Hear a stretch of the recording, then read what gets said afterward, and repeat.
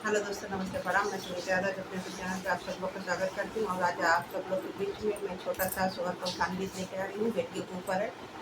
और आप सब लोग को कैसा लगा कमेंट बॉक्स में जरूर बताना। लाइक सब्सक्राइब शेयर जरूर करना और अपना प्यार से जरूर देना और खुद आज करके जरूर सुनना। आप लोग को बहुत मजा आएगा। छोटा सा सुगर का खानवीज। हमारा बेटी होई तो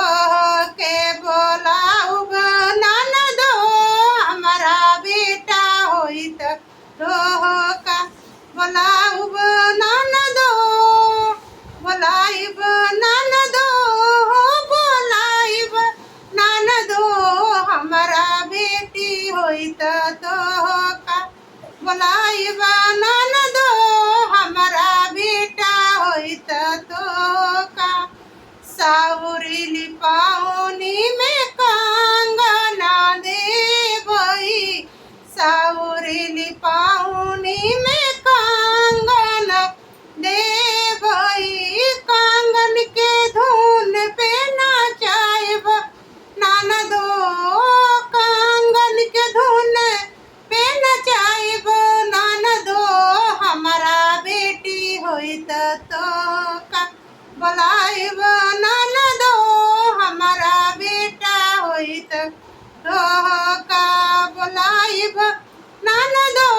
हमारा बेटी होई तो का बोलाइब ननदो, हमारा बेटा होई तो का साउरी पाउनी में पायल देवई हो, काजरा लगाउनी में पायल देवई, पायल देवई हो, पायल देवई, पायल के धुन पे नचाइब ननदो, पायल के धुन पे नचाइब ननदो, हमारा बेटी होई तो का बोलाइब ननदो, हमारा बेटा होई तो का बाज बजाई ननदो मोहर देवई, बाजना बजाई ननदो मोहर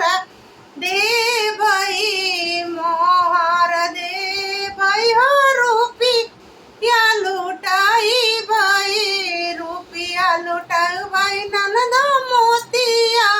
लुटाई भाई,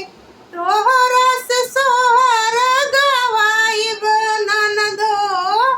तोहरा से सोहर गवाइब ननदो,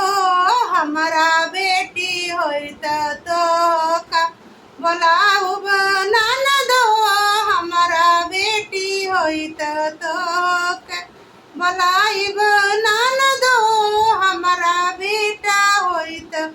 का बोलाइब